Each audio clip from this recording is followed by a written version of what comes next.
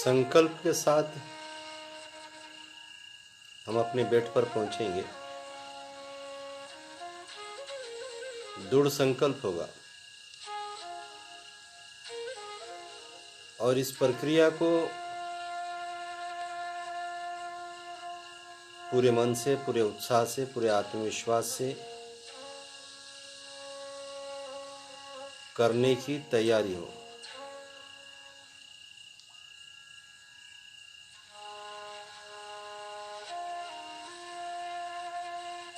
अपने बेड पर आप बैठ चुके हैं, ये मैं ग्रहित या अनुमान लगाता हूँ। बिल्कुल सीधे बैठें और रीढ़ की हड्डी को सीधा रखें।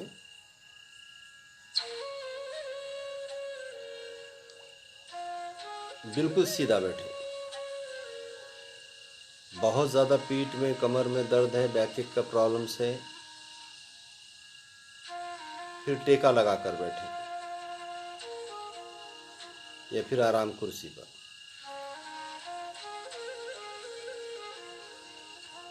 सहज भाव रखें चेहरे पर, हंसता हुआ, मुस्कुराता हुआ। सांसों के साथ लयबद्ध हो जाना है। सांसों के साथ लयबद्ध हो जाना। सांसें हमारे साथ जरूर हैं, किंतु हम सांसों के साथ नहीं हैं। इसीलिए अपने आप से बहुत दूर है। ये मैं की यात्रा है। अपने आप को मिलने की यात्रा है।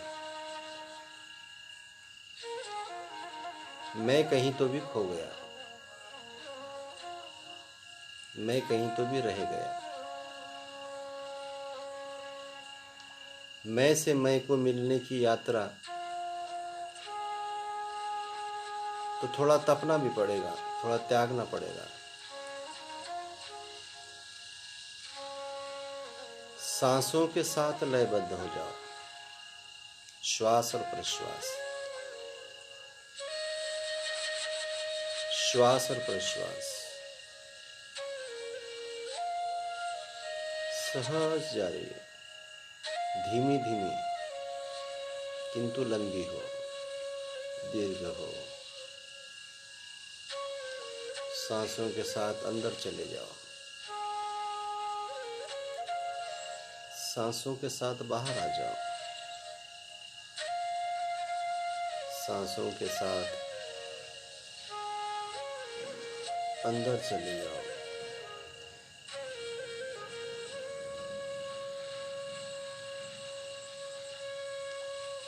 सांसों के साथ बाहर आ जाओ।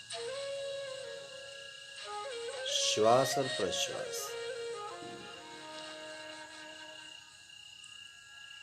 श्वास और प्रश्वास, मैं की यात्रा। श्वास और प्रश्वास,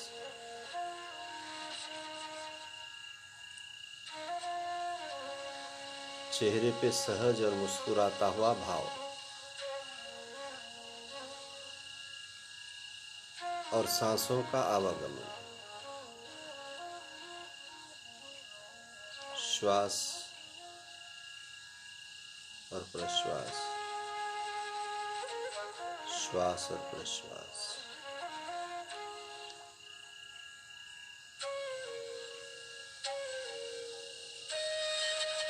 मुझसे मैं मिलने चला हूं।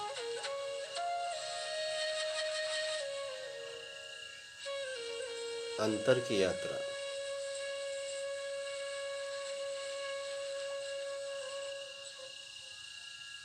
परिपूर्णता की ओर मैं जा रहा हूं। लगातार मैं बाहर ही दौड़ता रहा, लगातार मैं बाहर ही दौड़ता रहा।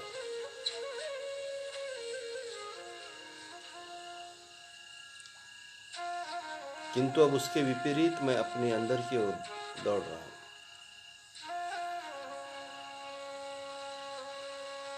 अपने आप को तलाशना, अपने आप को खोजना,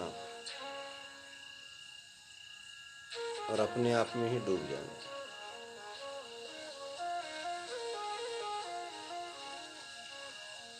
बाहर कंपटीशन है, बाहर गति है, बाहर गहमा गहमी है, बाहर बाजार है।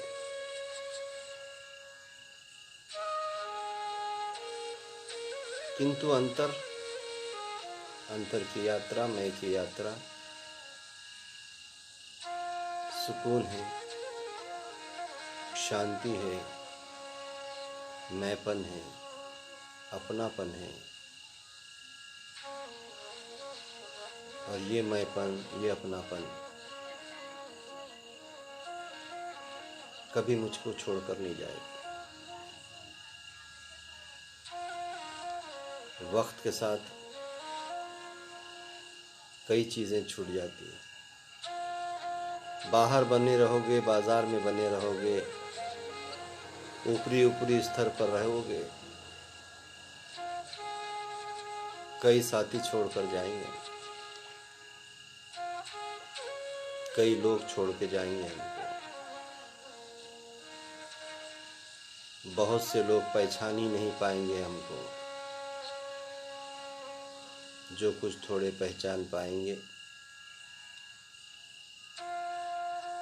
वो भी रह पाए, इसकी गारंटी नहीं। इसीलिए मैं से मैं की मुलाकात, मैं हो जाऊं। इसीलिए अंतर की यात्रा, सांसों के रिदम में, सांसों के लय में खो जाना। बहुत धीमे धीमे, लंबा गहरा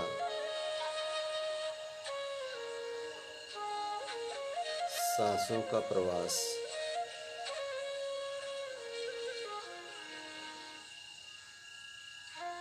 इतने गहन सांसों में डूब जाना कि बाहर का अस्तित्व भी हमें पता न रहे, मेरा अपना अस्तित्व पता न रहे, मेरा वजूद, मेरा स्टेटस, सब कुछ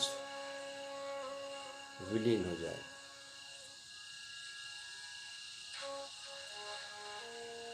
इतने तल्लीन हो जाना, इतने डूब हो जाना इन सांसों में, सांसों के लय में। तुम चाहो तो ये हो सकता है।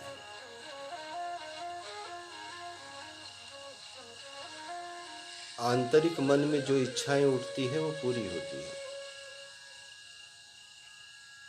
ऊपरी तौर पे उठी हुई कामनाएं, इच्छाएं कभी पूरी नहीं होती है। किंतु सुप्त मन में, हमारे गहरे मन में तीव्रता से जो उठती है कामनाएं, वो पूर्ण होती है। ऐसी तीव्रता हो हमारे अंदर कि पूरी तरह मैं सांसों के साथ लयबद्ध हो जाऊं, सांसों में खो जाऊं, अपने आप को भुलाकर, अपने अस्तित्व को भुलाकर। किंतु कामना आपको करनी होगी, ऐसी तीव्र कामना करनी होगी कि आप सांसें ही रह जाए, बाकी का सब छूट जाए। जैसे वृक्ष पतझड़ के मौसम में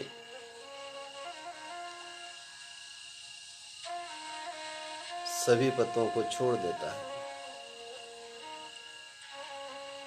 निकेट हो जाता है, अजीब सा लगने लगता है। किंतु वक्त के साथ नई पायल भी फूटती है, कोमल और बहुत सुंदर उसे पत्ते आते हैं और हरा भरा हो जाता है। ऐसा ही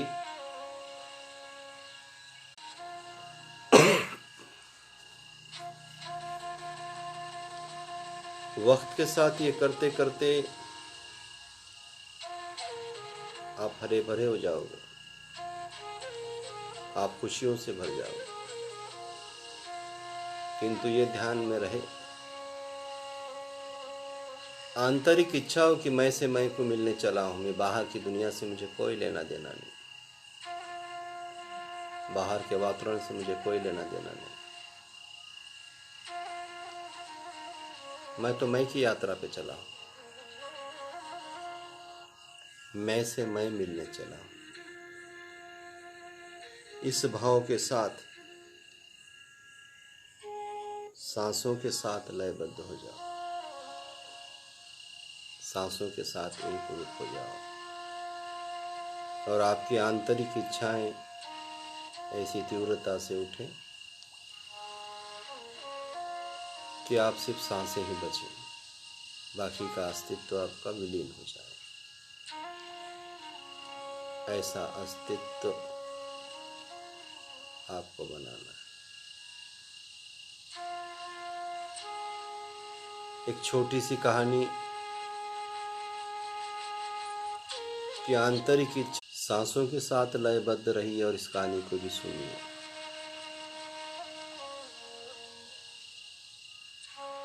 एक गांव में एक व्यक्ति अपने आप में मदमस्त रहने वाला चलते चलते थक गया और एक झाड़ के नीचे जाकर बैठ गया। काफी थक चुका था, काफी समय से चल रहा था, भूख बहुत लग चुकी थी, उसकी तृष्णा उच्च शिखर पर थी भूख की। सोचने लगा कि इस समय मुझे अगर खाना मिल जाए कितना अच्छा होगा। इस घनी छाया में मैं खाते बैठूं तो इससे अच्छा क्या हो सकता है। जैसे ही वो सोचा, तुरंत अच्छे अच्छे डिशेस, सोने चांदी के प्लेट और अप्सराएं उसके सामने खाना लेकर हाजिर हो गई। भूख बहुत थी, बहुत ज्यादा सोचा नहीं, कहां से आया, कैसे आया, कौन लाया। खाने लग गया। अलग अलग तरीके के पकवान, अलग अलग तरीके की भोज खा के मस्त हो गया, पेट भर खा लिया। खाने के बाद इच्छा हुई, प्यास लगी, सोचा कि कोई पानी अगर मुझे लाके दे देता तो कितना अच्छा होता। पानी भी आ गया चांदी के गिलास में। उसके सामने सेवक खड़ा हो गया पानी लेने के लिए। वो पानी का गिलास लिया और पानी पी लिया। खाना खाकर पानी पीकर तृप्त हो गया और सोचने लगा मुझे खाना मिल चुका है, पानी मिल चुका है,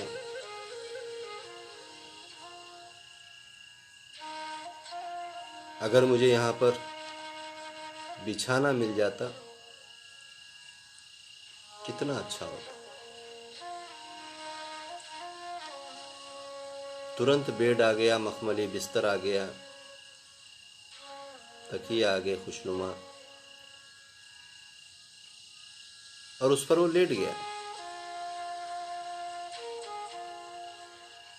खाना पानी, उसके बाद में वो शांत होकर उस शैया पर लेट गया,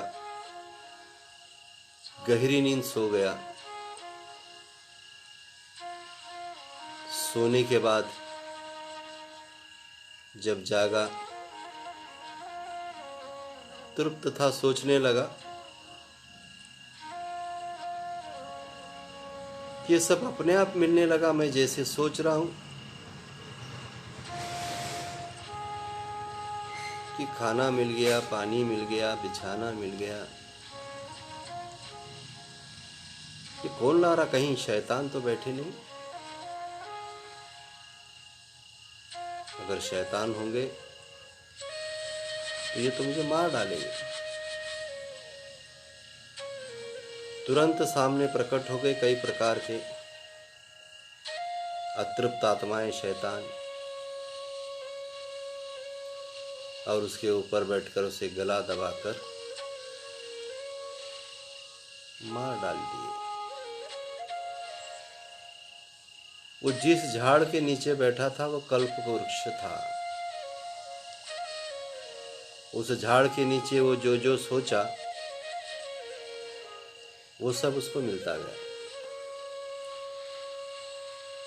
अच्छा सोचते सोचते बुराई की सोच में पड़ गया, डर की सोच में पड़ गया,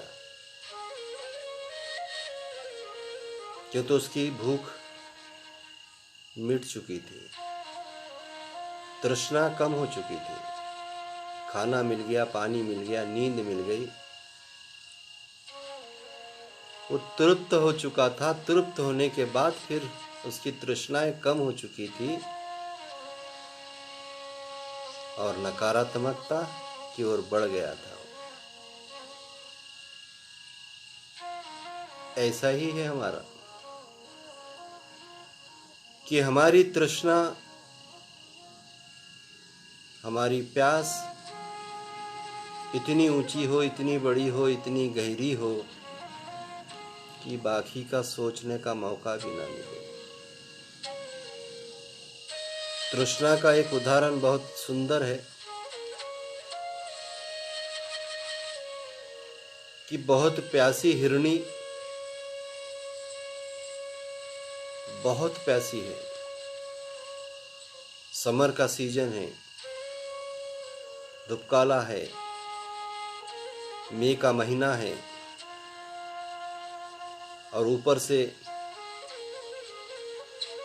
सूरज अपनी तीव्रता पे है, दोपहर का समय है और लगातार हिरनी पानी के लिए दौड़ रही है। उस सूरज की रोशनी बहुत बड़ी फैली हुई रास्ते पर, रोड पर पड़ती है, जो डांबर की रोड है। बहुत दूर से देखने पर यह महसूस होता है जब सूरज की किरणें उस रोड पर गिरती है तो वहां पर पानी के जैसा महसूस होता है। तो उस पानी की चाह में वो दौड़ लगाती है, वो हिरनी, जो तो उसकी तीव्रता, उसकी प्यास सच्ची है, उसकी प्यास अति उच्च शिखर पर है, इसीलिए उसकी भरम पानी का एहसास करा देता है। ऐसी ही तृष्णा हमारे अंदर हो, ऐसी ही प्यास हमारे अंदर हो, ऐसी ही भूख हमारी अंदर हो, उत्कर्ष की, आत्मोन्नति की, दिव्यता की, भव्यता की, कि रूहानियत हमारी इतनी ऊंची पहुंच जाए कि सब दुख और सुख बौने लगे। इसीलिए कह रहा हूं कि बाहर दौड़ने से अच्छा मैं अंतर की दौड़, मैं से मैं की मिलने की दौड़। बाहर तो बाजार है, अलग अलग विचार है, अलग अलग सोचें हैं, अलग अलग परंपराएं हैं, अलग अलग कर्म कांड हैं, और सभी कहते हैं कि मैं ही सच हूं, मैं ही श्रेष्ठ हूं। मस्जिद कहती है मैं सच हूँ, मंदिर कहता है मैं सच हूँ, गुरुद्वारा कहता है मैं सच हूँ, चर्च कहता है मैं सच हूँ। इसमें बैठे हुए वो पंडित, वो मौलवी, वो पादरी ये कहते बैठे हैं कि यही सच है। ये तो आलम्बन है, प्रथम अवस्थाएं हैं, पहली पायरी है। भाई बहुत आगे जाना है साहब। अंतर की यात्रा करने निकल जाओ, अपने आप से निकलने नहीं जाओ। कई रास्ते हैं शिखर पे जाने के। कोई रास्ता मस्जिद से जाता है, कोई मंदिर से जाता है, कोई गुरुद्वारे से जाता है, कोई चर्च से जाता है, कोई गीता से जाता है, कोई बाइबल से जाता है, कोई कुरान से जाता है। कई रास्ते हैं। मेरा रास्ता सही, मेरा रास्ता सही, इसमें भी हम कंपटीशन लगा चुके हैं।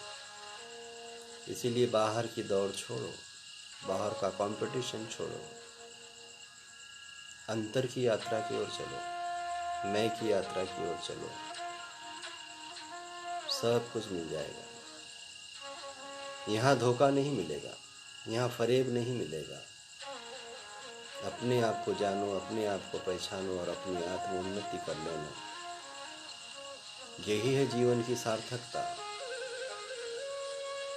कि हमेशा मदमस्त रहें, हमेशा मुस्कुराते रहें, हर प्रसंग में, हर पल में मस्त मौला रहें। कौन क्या कहता है इससे कोई लेना देना नहीं।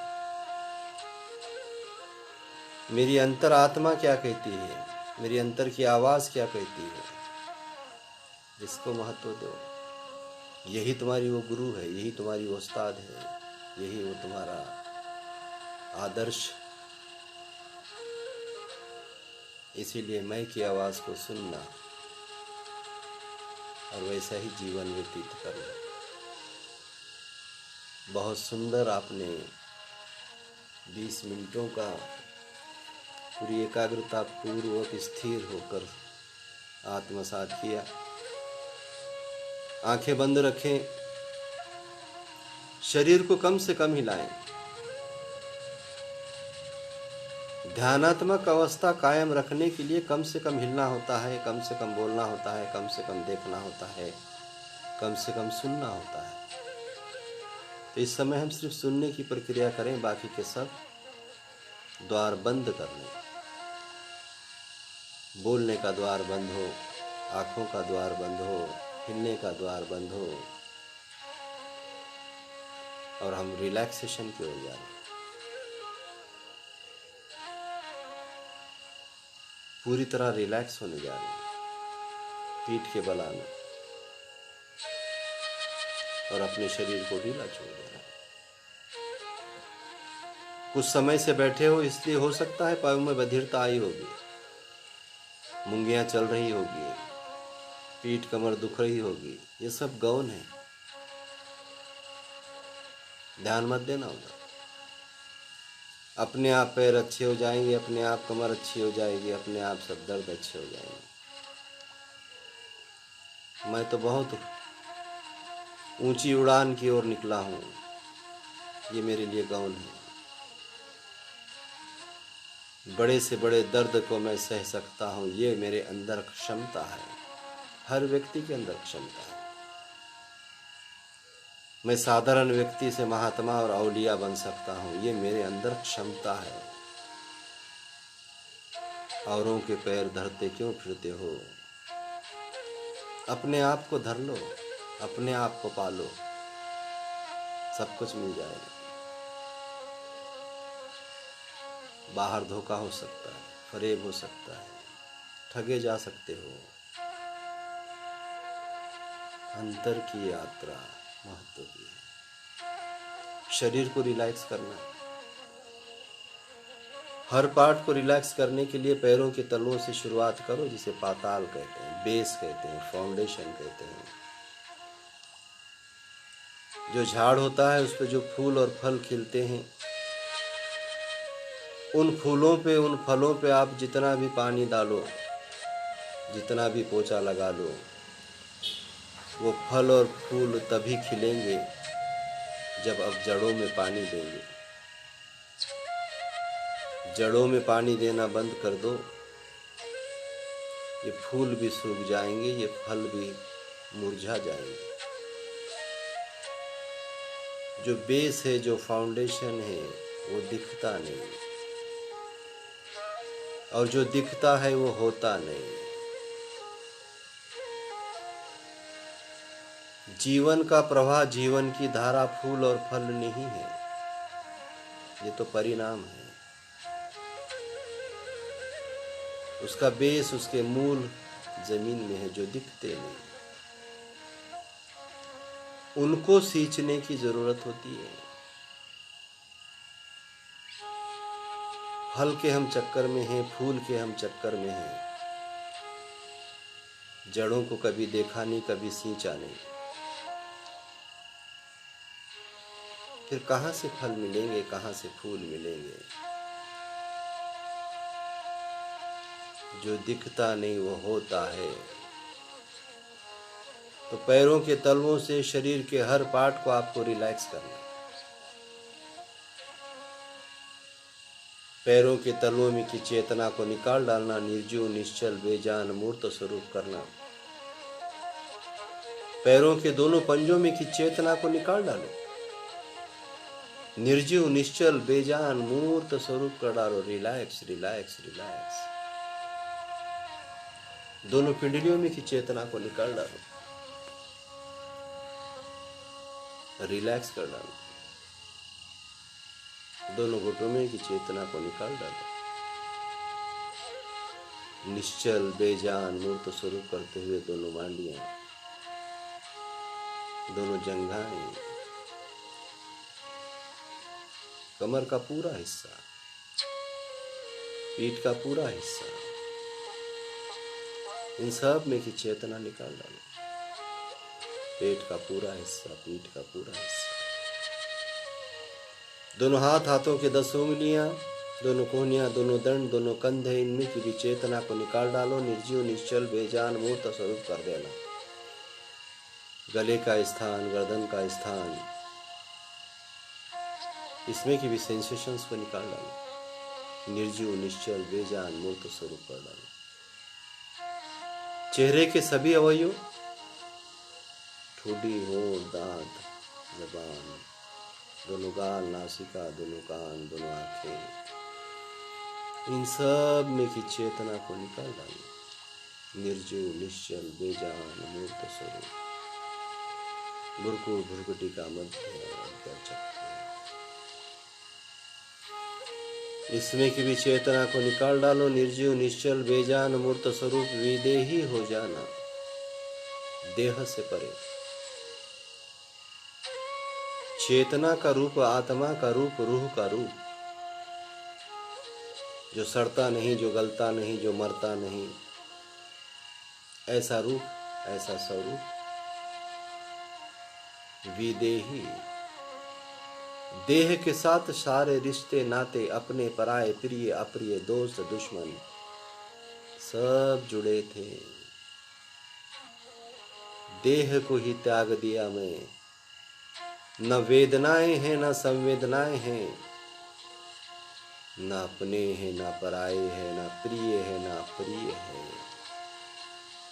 मेरी किसी को जरूरत नहीं, मुझे किसी की जरूरत नहीं। ऐसा रूप है मेरा, ऐसा स्वरूप है मेरा विदेही। और ये रूप, ये स्वरूप नीले गगन के तले चिर अंधेरा है, चिर शांति। और इस अंधेरे में मैं गमन कर रहा हूं। इस अंधेरे में मैं विचरण कर रहा हूं। विदेही, देह से बहुत दूर। अंधेरा ही अंधेरा है, शांति ही शांति है, सुकून ही सुकून है। चेतना करूं, आत्मा करूं, ऐसा रूप है मेरा, ऐसा स्वरूप है मेरा, जो सड़ता नहीं, जो गलता नहीं, जो मरता नहीं।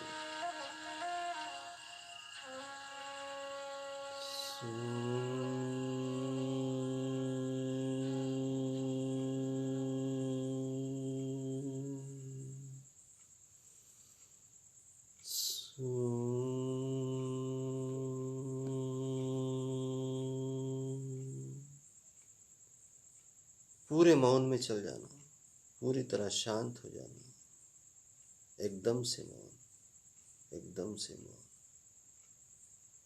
पूरा तरह मौन।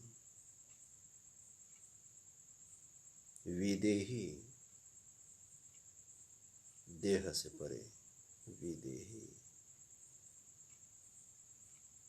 सुकून ही सुकून है, आनंद ही आनंद है।